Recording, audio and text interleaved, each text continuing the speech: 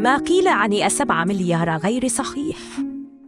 كشف القيمة الحقيقة لاستحواذ الوليد بن طلال على الهلال. الإعلان عن الصفقة قبل نهاية ديسمبر. اقترب الأمير الوليد بن طلال رئيس مجلس إدارة شركة المملكة القابضة من الإعلان عن صفقة الاستحواذ على نادي الهلال، والتي ستمثل خطوة تاريخية في الرياضة السعودية. ومن المنتظر أن يتم عقد مؤتمر صحفي قبل نهاية ديسمبر الجار من أجل الكشف عن تفاصيل صفقة استحواذ الوليد بن طلال على الهلال، فيما تم الكشف عن القيمة الصحيحة للصفقة المنتظرة من أجل خطوة انتقالية جديدة في تاريخ الزعيم.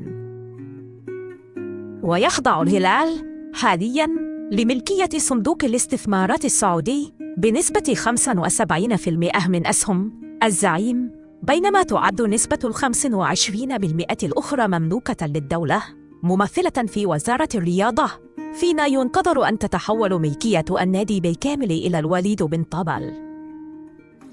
من جانبه، كشف الإعلامي الرياضي عبد الله الحنيام عن القيمة الحقيقية حول صفقة استحواذ الوليد بن طلال على نادي الهلال بناء على تأكيدات من مصادر رسمية. وقال الحنيام عبر برنامج ملاعب مع فيصل الجفن على أثير العربية FM إن قيمة الصفقة الحقيقية تبلغ أقل قليلاً من 2 مليار ريال سعودي، مؤكداً أن ما تردد حول دفع 7 ملايين ريال بالاستحواذ على الهلال غير صحيح على الإطلاق. وأضاف أن القيمة الحقيقة للصفقة أقل من 1 مليار ريال سعودي.